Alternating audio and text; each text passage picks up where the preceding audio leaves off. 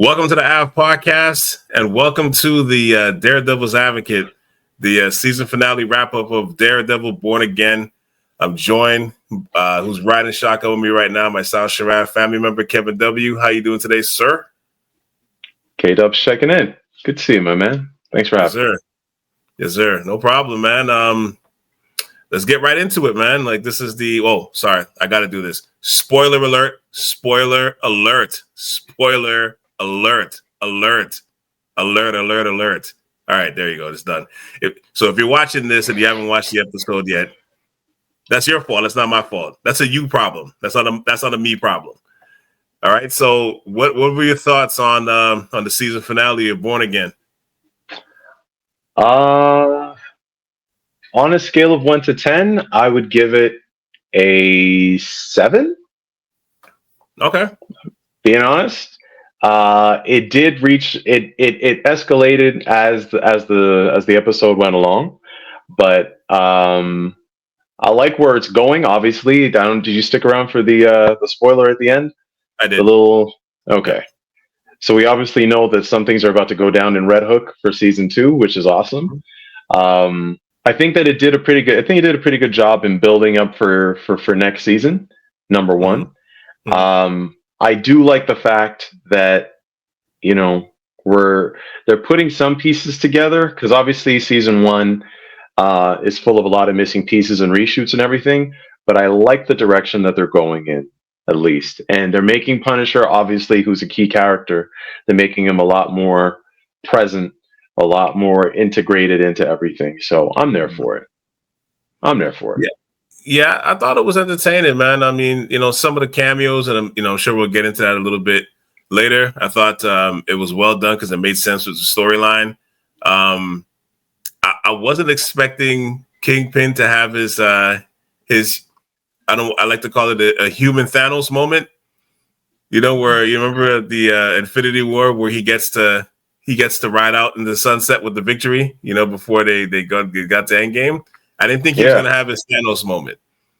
You know what I mean? But, when we'll get to specifics as to why that is in just a little bit. But I liked it because it kind of, it's, I like to say too, like it's like he checked off every box of his vision board. You know what I mean? But like, I kind of feel like in the grand scheme of things, I thought it was well done just in the sense of like, it brought like that, the episode brought like a dark, ominous tone to New York City. You know what I mean? And I felt like it kind of, it matched the environment of that was changing because Kingpin was taking more and more control of the city. You know what I mean? And it felt like everything was kind of like wrapped up in the environment of that.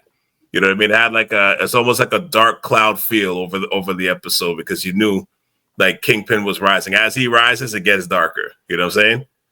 But I did notice that part. Sorry. I did notice that most of the scenes and everything was starting to be shot at nighttime, which is very Frank Miller. It's like Frank Miller's style, basically. Not as much stuff happening during the day. Obviously, the daytime is when Matt goes to work. People do their 9 to 5s, but nighttime is when the cops are patrolling Red Hook and the evil goes down. And then the fact that he shut down the lights to the city obviously was, you have no choice but to go through the darkness, right? Like you got to navigate through the darkness. But that was really that was pretty well done. And all that to go through his hall of enemies to have dinner with his wife at the end. Nice. Had them all in cages. Like, hey man. So this is, I gave you a list of questions that I wanted to ask, but,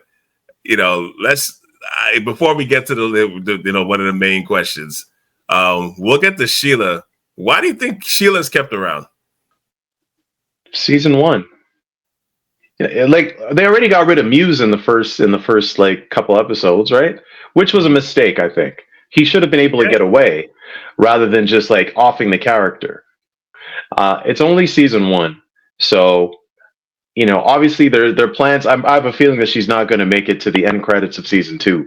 Like she's showing herself to be a liability, but he is using her to extract as much information as he needs until she served her purpose, right?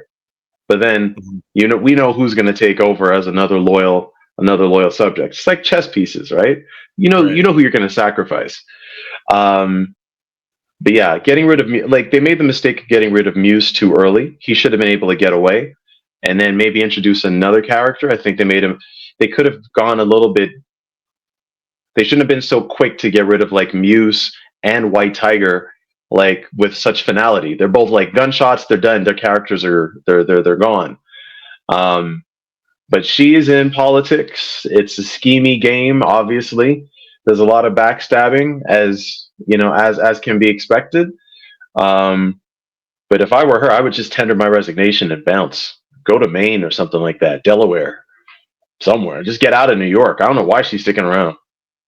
Yeah, I mean, I figure at this point she knows her job and her life is kind of intertwined into one at this point, because it's like you're kind of also losing more and more power, in terms of her job position, and she should tender her resignation, but like she knows she's disposable, not in like I need to update my resume on LinkedIn kind of way. It's more of I'm going to work for the cemetery, but more or less inside of the coffin as my work from home office type of responsibility. Oh, yeah. You know what I mean? Yeah. So it's crazy because I had to watch it twice. I didn't realize she I didn't realize she was the one that kind of outed Gallo. I didn't catch that. You know what I mean? That she was playing the recording, but it was like she was kind of doing her job. But it's kind of like, what else can I do? If I don't do my job, I don't know what's gonna happen to me.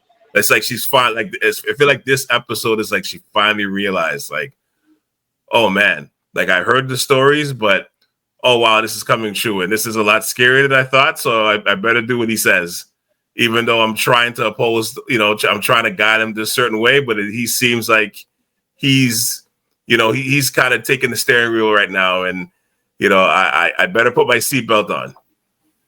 She basically spoon-fed Gallo to Kingpin, and his death is on her hands. 100%. She could have worked with him. He basically said everything like, "Yo, we need to try to save the city. This is getting out of control," and she this inexcusable. Now the only person that basically could protect her on the book side of things is gone. Yeah. I mean, will I feel bad? Do I want to tell you? Like, I'm just like, yo, all right, that's it. Especially the way he went out. I know. No, man. Yeah, which was nuts in itself. Which is crazy in itself. We'll obviously get to that. We'll get to that. But what other general questions do we have before we launch into dissecting this season finale? What else you got? I'm playing nice. I'm being nice. I got some things on my mind, if you can imagine. Yes. You see what Daniel Blake is doing now, right?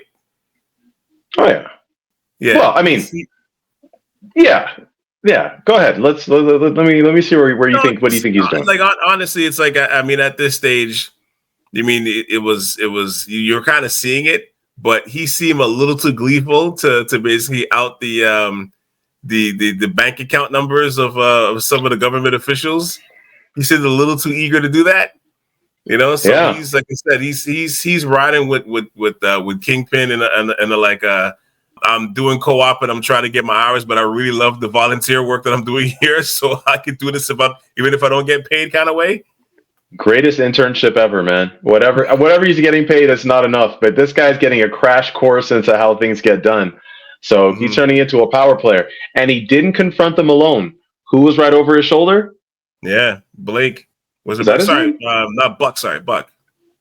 Buckshot, the assassin. You know what I mean? Buck's right there, ready to make sure that you guys aren't messing with this kid. Like, you guys are going to fall in line. And the way he's just like, oh, I think it's an insane idea. Oh, so-and-so thinks it's an insane. What are you doing? Perfect lead in this. You know what I mean? You will fall in line. You will be you will give your support one way or the other. That's politics 101, man. That's beautiful. Beautiful. Yeah. Yeah, but like he said, he's moving up the rank, man. He's moving up the rank, because then you see towards the end of the episode when Sheila's trying to tell she's trying to tell Kingpin like don't do this speech, and he's like kind of moving her aside. We're in 5, 4, 3, 2. You're on, yeah. To the side, yeah. She's not like us. No. So we know how that ends up. So yeah, it's okay. We know, like, even in real life, that this is how, like, a lot of these office politics go along. That you have to, like, brown nose, kiss up, prove yourself, and hop along, get along. You know what I mean?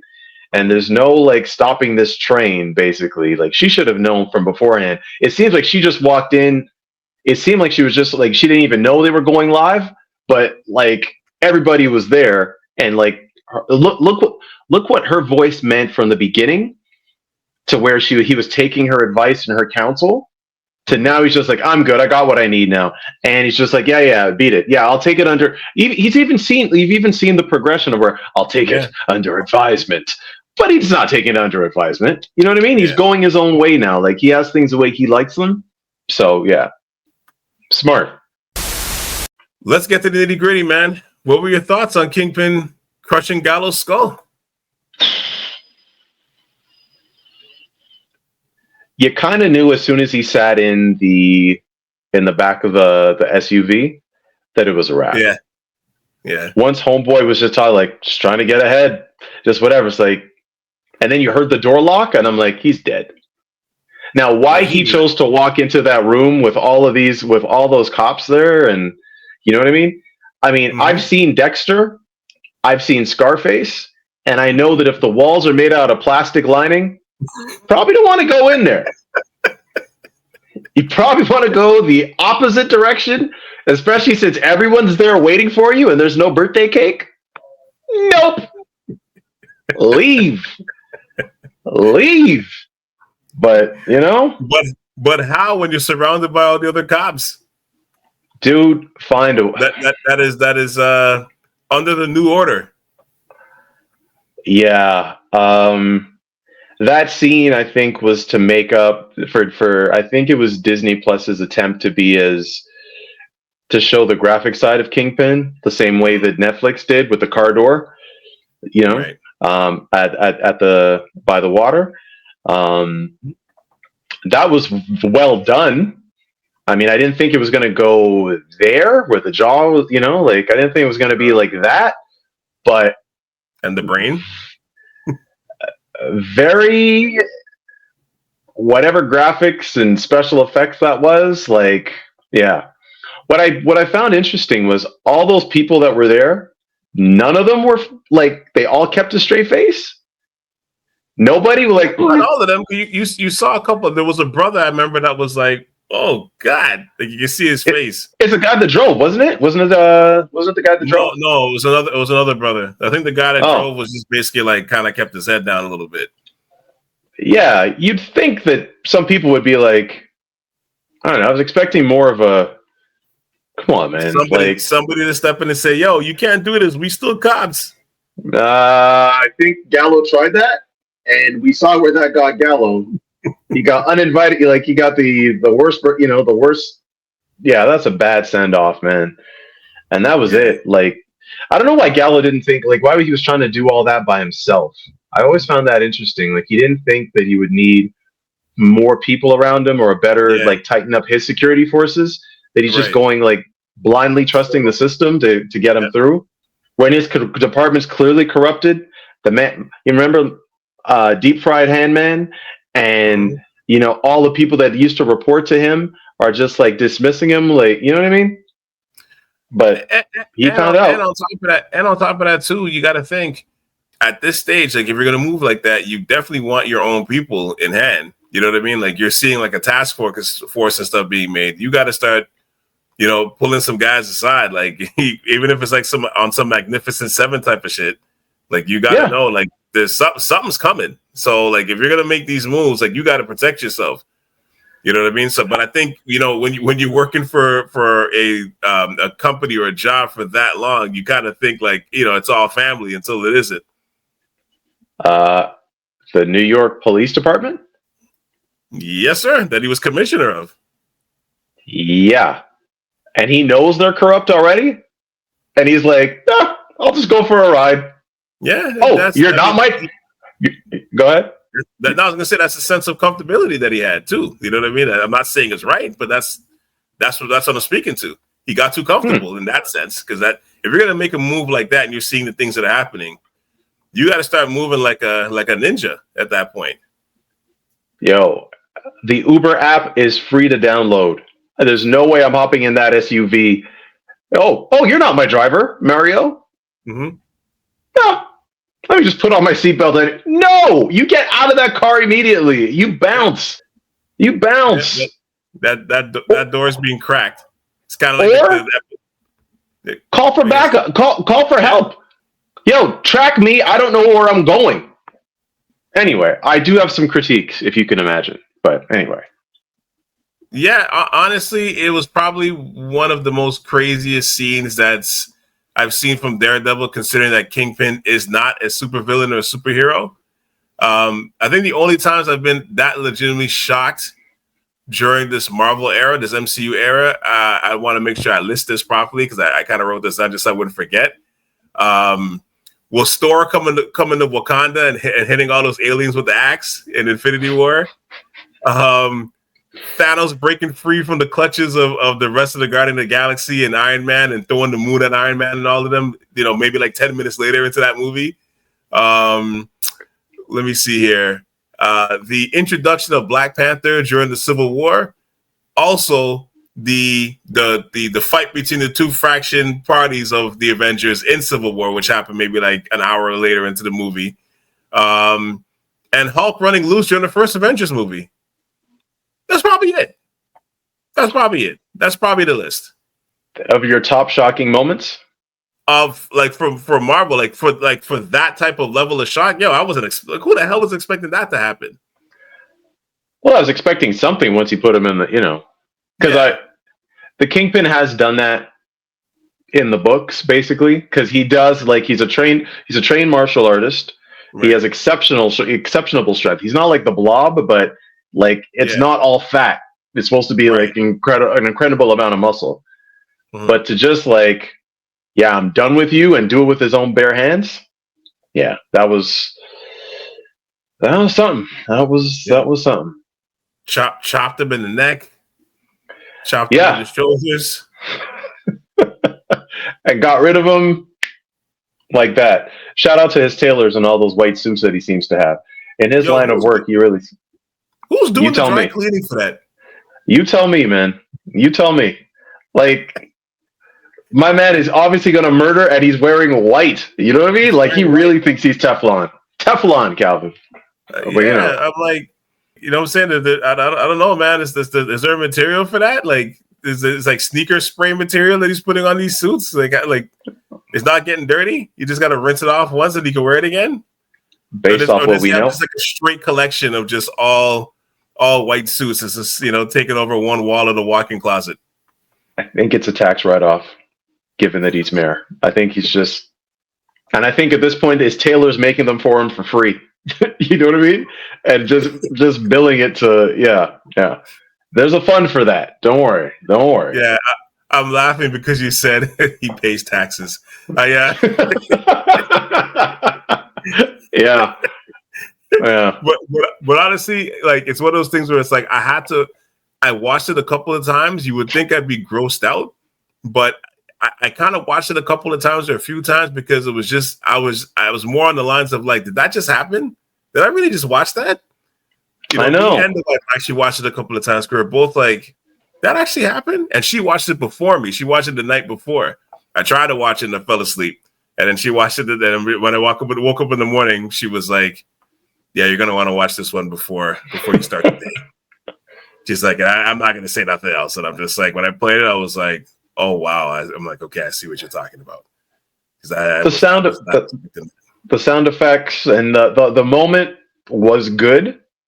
It is a complete shift from the beginning of the series. Because remember, there are tons of reshoots and it's a patchwork season that they put together, right? Right. So I think like from the two different direction teams, one of them was obviously it was a lot cleaner, let's say. Yeah. But the team that took over now is obviously taking it to like as dark as they can possibly go. I think it's still under the guidance the watchmanship of Kevin Feige. So Right. take the good with the bad, I guess. But no, I like the fact that they've introduced the people that are supposed to be there. I think there are a couple changes that need to be made, but like there are some, some nits to pick, basically, as to everything that we watched and why we had to go be put through so much. I think they could have introduced another character. I think they could have gone into more character depth with certain people. And there's something similar to, I think it was Wolverine Origins when they had the rights to Deadpool, and everyone Right. got all excited to see Deadpool, and then they saw the Deadpool that we got with the swords from his hands and his mouth was sewn shut, and you know what I mean? They took some creative liberties with it. Yeah. They misused Bullseye. That's the equivalent of misusing Bullseye and everything Bullseye is capable of. Like, Good point. they just like, why is he just this sedated, doped up? Oh, I'm gonna sign my like really? And also, you figured he would come. I know this is like the series, like it's not the series finale, but the season finale. There's like a season 2, obviously. But so he's most likely going to pop up back in that, or 100% sure he's going to pop back into it. But my thing is, why wasn't he in the last episode? Like, I think it would have been cool for him to be in that last episode too, right? To your point. Somehow. Yeah. Right? He was wrong. He still has. See, here's the thing. There are too many loose ends, and they gave us so much view time for like nothing. And can I riff? Can I nitpick a little bit? Yeah, go ahead. Let me just ask you a question, if I may. What was the brother getting caught with the fiddle faddle caramel corn? What was that about? And why was it so important? What was that all about? Sorry, which part? Remember, if you have not the last episode, but during this season, there was a brother that got arrested for stealing fiddle faddle caramel corn from the bodega, and they had this whole scene where Matt. Yeah, what was that for? Yeah, because we didn't lead into anything for the season. You're right. Goes nowhere. But look how much time they talk about caramel corn, and the cops are eating fiddle faddle, and is this the evidence? Like, what was that for? Build on this, man. Like, give us something. Give us a little something. Yeah, like, is he a character? Why do I need to hear about his backstory? What does it do? We only had 9 episodes. Yeah. What are we doing? And like, and let me ask you this other question. Just picking nits. What do you think about Heather, his love interest? What do you think of her character? It started off good, I think, because it's showing him, aligned with another female interest that he may like, because I think Karen was the last one, I guess, right? She's probably the last one, and it was a blind date kind of thing, so it kind of made for the storyline. She got kind of annoying towards the end because she wasn't really believing what Matt was saying, although I understand, when he's coming to and he's calling you by another name. You caught that too? Yeah, I can get why she would be, hurt by that. But she didn't seem, like, I think after that, it's like those feelings took over more than just, my man got shot and he's saying all these crazy things. Like, even if she sat there and sat in the hospital room just to make sure he's sedated, you know what I mean? You don't leave and be like, yo, I'll call you when everything calms down. It's kind of weird. Thank you.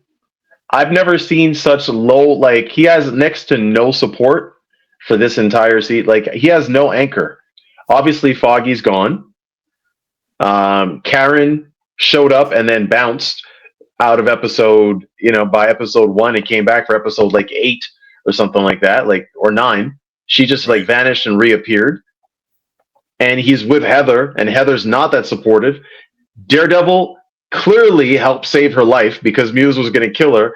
And then he says, Daredevil saved you. I saved myself. Really? Because it seems like you were struggling before Daredevil swung through the window to keep him distracted for you to grab the gun and offload, on Muse. Right. But like, and then like, she doesn't seem that empathetic. Doesn't seem to be like, she's obviously pledged her allegiance to Kingpin as well for her career. So, but she still has no idea who he is. Really? Her man has been telling her he's a bad guy. He's evil. He's bad news. He's with you to try to get at me. I think he said that at least twice. I would say probably about 4 to 5, 50, 11 times maybe. I would say though, she clearly doesn't believe him because she went and took that job. If she took that seriously, of course she's not trying to be the director of mental health for New York City at the same time, right? It's quite odd. She's not listening to her man. Her man? No. She's not listening to him? Okay. No, well, it's quite odd. It's quite odd. She got a little more annoying as like, especially by the end. So, I mean, I think you said it last episode. She doesn't realize her life's going to change, but she's going to find out. As our parents used to say, if you don't hear, you must feel. That's where we're going here. Our childhood revisited, eh, Cal? All right. It's fine. It's fine. We're good. We got it. Yes. It's true. It's true. Now, again, I don't want to just pick just criticizing what we saw. The people that wrote the script, of all the years that I've read Punisher books, I've never known Punisher to be sponsored by Big Coffee. I don't know what his obsession was with wanting to have a cup of coffee all the time, or trying to like break the ice or have some coffee with people. I've never heard Punisher talk like no. Mm.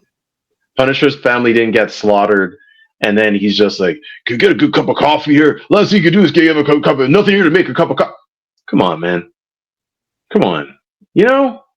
Just of all the dialogue for Frank Castle to have. True, if we're picking this at the same time, you had to like that he was waiting for him in the room, ready to go, like basically ready to go. Yeah, like he was about to go in the booth, like he was ready to go. Now I do have a question for you, Calvin. Mm-hmm. Do you think John Bernthal is now? I think he's typecast now. Well, considering that I saw the commercial for the accountant too, I would say probably. He played Shane in Walking Dead, similar character. He's played Punisher. And now he's playing, he's a gun. He's like, is he that guy now? Is he this generation's, like the grunting angry man? Yeah, grunting angry man, the MMA man, Yes, is this him? The answer is yes. And a better actor than Stallone, at least. But wow, you're taking shots at Demolition. Okay, all right. You're taking shots at Cobra, Rambo. I didn't say the movies. The movies are better, or the shows are better. But I'm just saying, what doesn't he remind you of like? I'm not saying this because of the acting. I'm just saying because of the way he's talking. Right, like doesn't it kind of remind you like a almost like a De Niro kind of character? Like if De Niro that decided to do action, he would kind of sound like that. I think that there might be some influences there. Yes, I did notice that even with the head tilt and the I think he's influenced a little bit by him. I'll give you that. Yeah, 100%. With the return of the Punisher, do we all need a friend like this? No, we don't have the luxury of having friends like this, Calvin. You know what kind of descriptions that this, that associating with somebody like that may lead to. You don't want to go out and have some drinks. that might escalate. You're going to be called in to fight. You want to replace these, because somebody picked on your boy or your boy went looking for. No. Good to call just in case, that one crazy friend. Good to have, but don't call him every weekend. You got to have that one crazy friend. Even though he's going to go over the edge, you got to kind of balance him like a seesaw. You know what I mean? Like, okay. What did you think of the destruction of Matt's apartment? That scene, the whole scene. If we're talking about violence, and I mean, it was graphic. It was, I don't want to say necessary, but it was kind of necessary because this is what the Punisher does. He's never going to toe the line. He's going to somersault over the line. You know what I mean? If it comes to protecting his people, you know what I mean? Yeah. It's either his side or your side. And if it's your side, he's just coming to take over. I mean, you know that about the Punisher anyway, right? But it was cool to have him in that scene. To me personally, just from watching it, I thought it was cool to have him in that scene. The destruction of Matt's apartment. I mean, speaking to the Kingpin's reign of terror, I mean, it's that was quite shocking to see that happen. You know what I mean? But not surprising because, I mean, look, they're essentially coming to kill him. So why should he have a place to live? And he's homeless now. So there's that, basically. Right? And I don't think Heather cares any sort of way, but, I don't think she's seen him much either. She did seem like when he showed up late for that ball, I'm like, she's going to hold a grudge for him. It doesn't matter what his excuse is, but let's see if she gives him a place to stay. She already walked out on him at the hospital after he got shot. And now, like, his apartment's blown up and she's working for the Kingpin. I don't know. People have broken up for less. So do you think when he got shot and she was laying with him on the floor, do you think she was thinking, well, if you weren't so late, that probably wouldn't have happened? You think you think that might have been the case? I would have been thinking, I wonder why this man just took a bullet. Maybe he's onto something. I'd have been something. You know what I mean? Yeah. But no, I don't know. What did you think of the Killing Me Softly montage? I know this was probably recorded before Roberta Flack died, but I thought that was it was kind of a cool touch. The chopped and screwed version of Killing Me Softly. Mm-hmm. It was it was a nice touch for that scene. You know what I mean? It was a nice little touch for that scene. It's kind of like The Godfather when they sent the mob to go get. They sent the enemies were trying to go get Vito in the hospital. And he just how many movies were there like that? Like even in Batman, they had something similar when Gordon was laid up and they were trying to come kill him, right? That was a good one that they were the Killing Me Softly, and he had the syringe to do the inject. Yeah. That was smooth. That was smooth.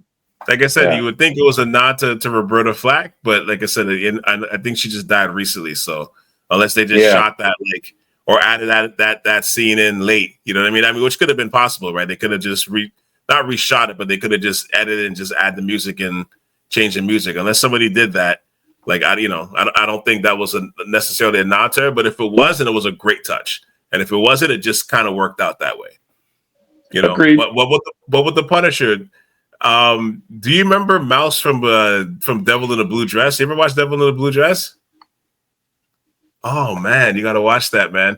I mean, it's a movie from '95, but basically Denzel was going against the police to clear his name.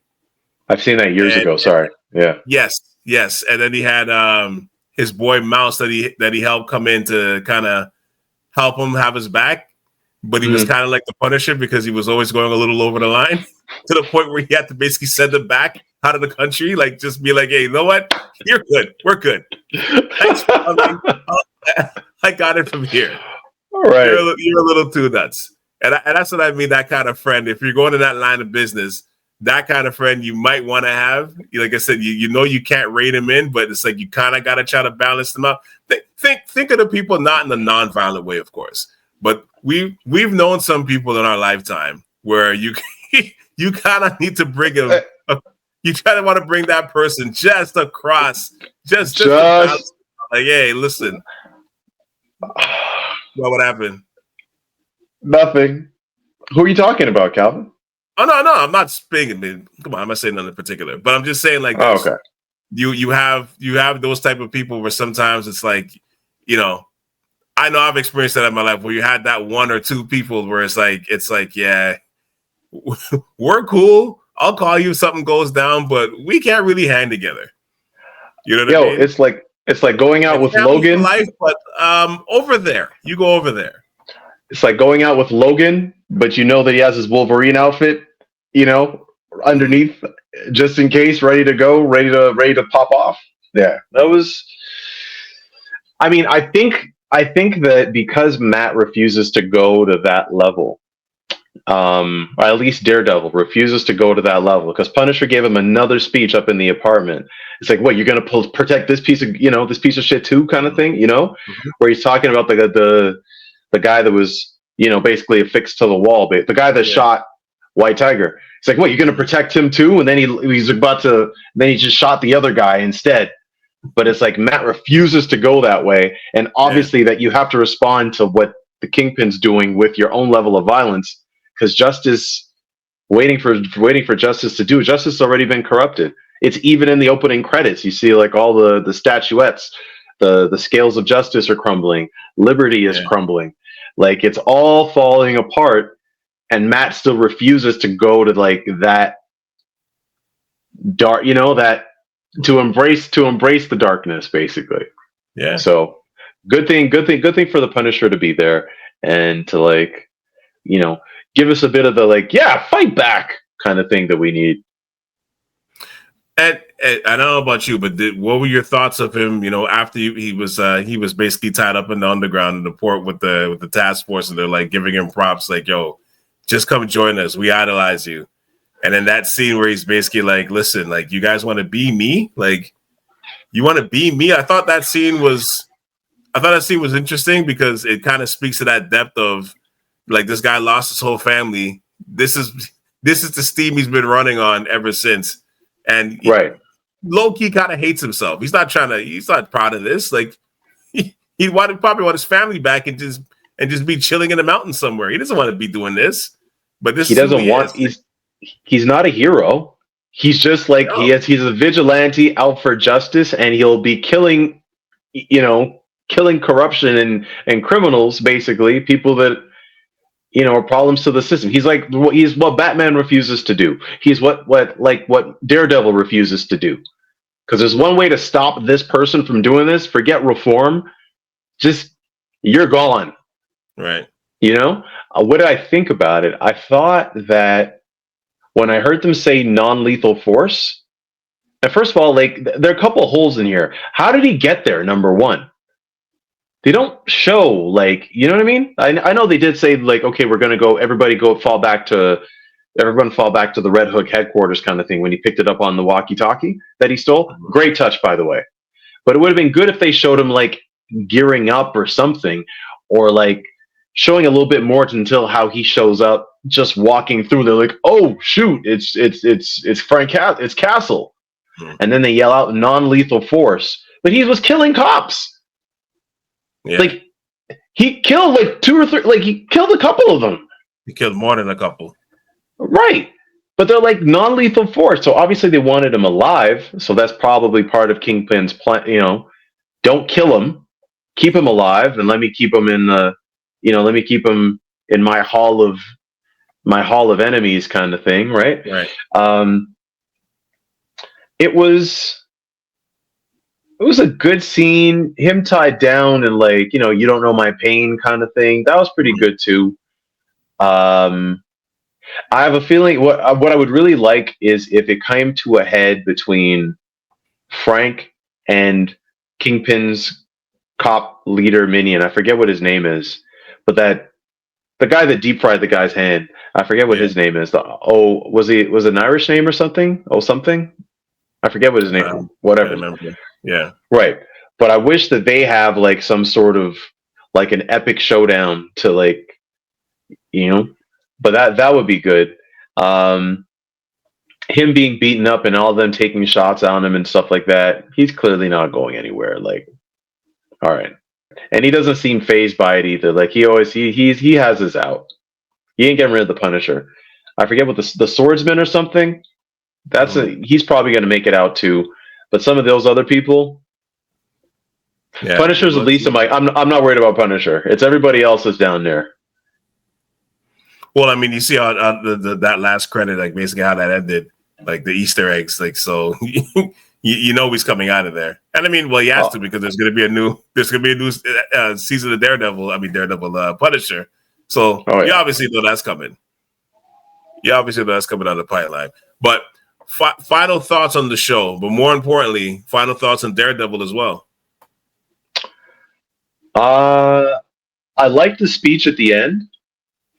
I don't know about the crew of people that he's assembled at Josie's. I think that was the name of the diner. I don't know about the crew. Yeah, but like to take on Kingpin and the Red Hook Factory, like, you know, that's like 6 people. All right, man. Yeah. Okay, it's a good start. Now, what are your thoughts? I'll get my final thoughts together.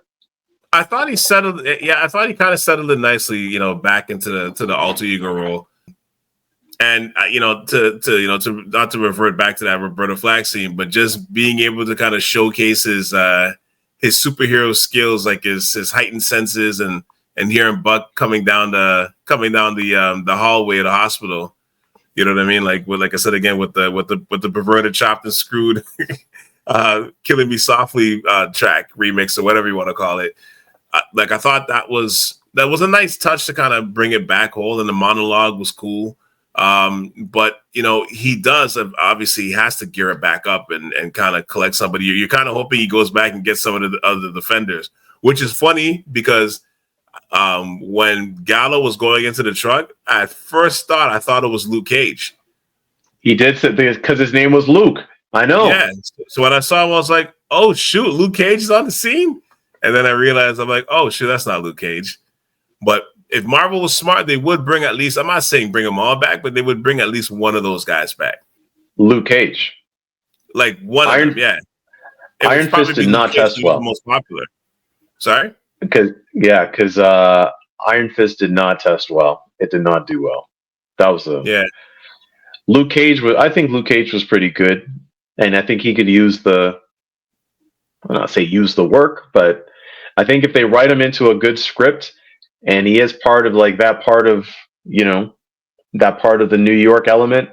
I don't know if he's had many run-ins with Kingpin. Jessica Jones' character was good on it too, though, but. I think you're going to need Jessica Jones. I think what they should also do is incorporate more of Karen now that she's back, because apparently she seems to be like April O'Neil. She knows exactly where her heroes are at all times. She just showed up right when they needed a lift, you know. But you can probably use her more. I think they should do a better job of bringing back the key characters. In like, you know, his actual circle of people. I don't need this many auxiliary characters and the BB report, and I forget what her name is at the law firm, the one that just berates him all the time, or you got to do this. The sister there, Black Kirsten. That's true. There you go. Right. That her name you remember still, eh? She's got to stay. She has to stay. But like, if you get rid of like a lot of the distractions and you make this like, because I don't think we need to build on everybody else in their backstory. I think we need to make this Matt and his team versus Kingpin and his team of evil, and you try and take that down. I don't know how he's going to do it. It's obviously going to be an uphill battle. You got some people to free, but I think that's where they should go. They should go because they really didn't like. They got to address Bullseye. They left that carrot dangling, and you know what I mean? That's a mistake. What I'm wondering is if they're going to show, because like I said, we know the Punisher's coming back. What I wonder is if they're going to release that series before the next season of Daredevil too. Like when he breaks out, like he's now doing his own thing, and then maybe they come back. He comes back in the next season of Daredevil. That's a good point, because That technically they just cut him. They just cut, and he's so you can't have like a whole 10 episodes of him free, and they're like, hey, what happened? Oh, we'll tune into Daredevil. You know what I mean? They probably need to resolve this first.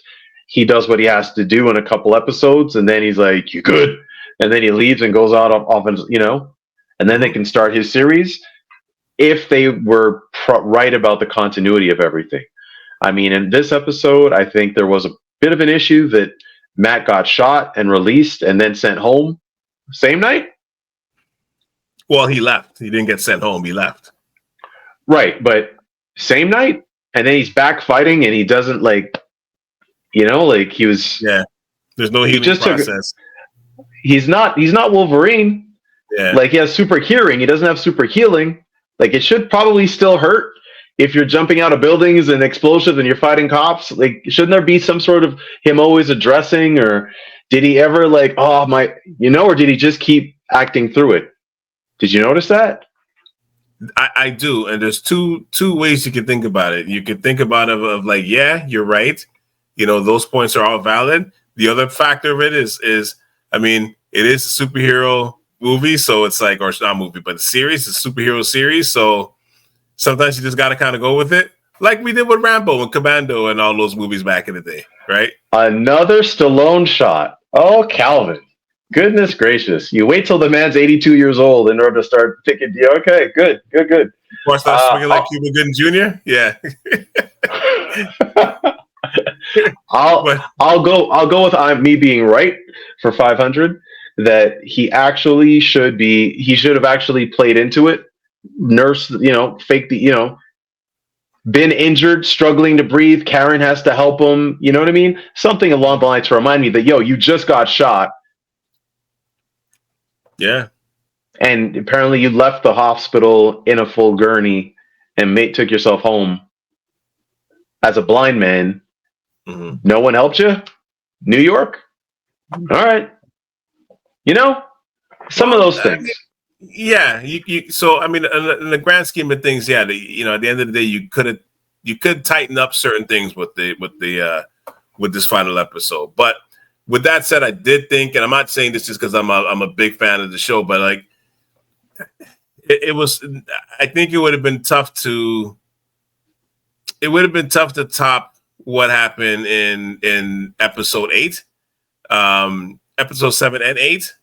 You know what I mean? It had to come down a little bit. With that said, I think the violence kept it probably at a, out of 10, it probably, I know you said a 7, it probably kept it at about 8 just because of those action scenes, because what I was saying throughout the series, it was okay. Right. Yeah, they went above and beyond. Like you do have to say, like with Disney Plus, they took it a little further. I remember me and my nephew was talking about this the other day. Shout out to Nathaniel, but I remember we was like they took it further. They took it further than Netflix did in terms of some of that violent stuff. You know what I mean? Like they were willing to go a little further. I mean, the head crushing scene is, I don't know. I feel like that was more gory than the car door scene. Remember Netflix had we compared choreography last time. Netflix had that epic hallway scene and his descent. That was that was all one take. Even when he threw the microwave at the guy's head. Yeah. You know what I mean? Like the guy, all of that. It was awesome. He went down there and he was like, yeah, he was taking no shorts. That was fantastic. This one, obviously, remember, like we have two different people that were like, this is two different people's visions. So I wasn't seeing any of this in the first couple episodes, but clearly like episode 8 and episode 9, they have no problem showing blood, and it's Disney Plus. They have no problem showing blood. Clearly have no problem ripping off it. You know what I mean? Like crushing a man's skull and, murking some vigilante cops, knives and, shooting through walls and stuff like that. So, or just blowing them up altogether. the whole top floor of your building. Mm-hmm. Disney Plus is nice. I think they still have their, I don't know. They're not as unregulated, let's say, as Netflix can be. I would have loved to see what like if they kept on with Netflix, how a Netflix version of this could have been. But we're not going to get that now. Obviously, the property is with Disney, so we'll see where they go with it. If they just put the PG up and let people let it go into what Daredevil can actually be, I'm here for it. I'm optimistic. Give these people a full season. It's like when you take over a team, like we're seeing it right now in the playoffs. You're taking over a team. They just get rid of they just fired a coach, and then there's 7 games left and we have to get ready for the playoffs. We have to finish the script. We got to rush it, right? But what happens when you have a full off season?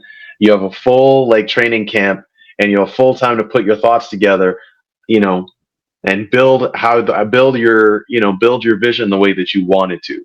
That I'm hopeful for. Yeah, and we'll see. And like I said, at the end of the day, Daredevil, has to come up with something because, I mean, look, the guy basically he basically started martial law with the sole objection is to get you. You can't roll dolo.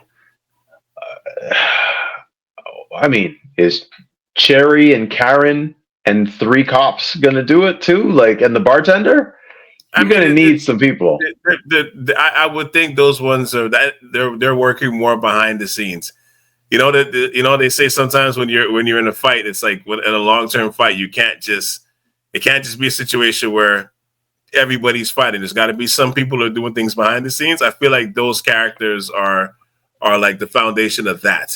But that's why I'm bringing up do you bring back one of the defenders? Because that would be wise, right?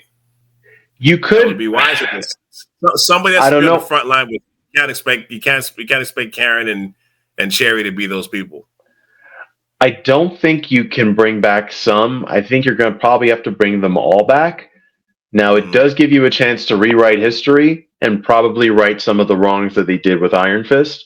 And if they can bring out a darker, grittier side, to take on all these cops. By the way, how many regular cops are left working? Because it seems like everyone's team vigilante. It's like the NWO in wrestling. Everyone's just joined.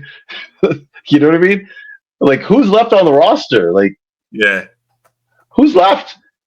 There's a lot of people down in Red Hook. That overtime must be great. Just come on. Billing hours.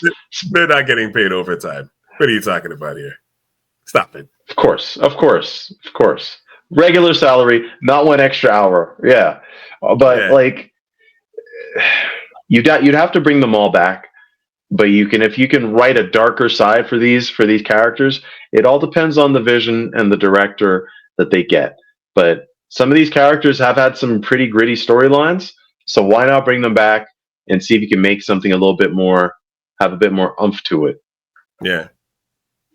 No, I hear you. Well, you know what? Let's wrap it up here, man. But thank you for doing this 2-part series of Daredevil's Advocate. We'll revisit this back in 2026 from the beginning. We will do that from episode 1 all the way through. We still have to go back and do Paradise. That will happen sometime within the next 30 days. I promise. I just can't put a date on it right now, but it will be done. I will catch Paradise. We'll revisit that one. I'm ready for that one. I can rewatch Paradise, by the way, because shout out to Sterling K. Shout out to that cast, that script, the cutaways and everything. That is a mix of all the shows that got us. It's the first season of Prison Break. It's Lost. It's 24. Mm-hmm. All of it. There's a lot of it's Memento. It's a lot of elements put together there, and the acting is on point. And Fallout, actually, partially. Fallout's another one that it's. I keep hearing about that show. I just haven't got a chance to watch it yet, but I heard that one's good too. Yeah, that went solid too. But yeah, no, we'll definitely reconvene and set this up again next month. Might have another guest on the show because I know somebody was asking me about that. I'm like, okay, well, we'll think about that. But like I said, man, that was definitely something, because I watched a couple episodes of it and I was like, I really enjoyed it. I just haven't had a chance to get to sit down with it yet. But yeah, we'll definitely revisit that one for sure. But I'm ready. But yeah, man, I appreciate you, man. And like I said, Daredevil's advocate, man. This is where it's at. We got to revisit this next season for sure. Let me know.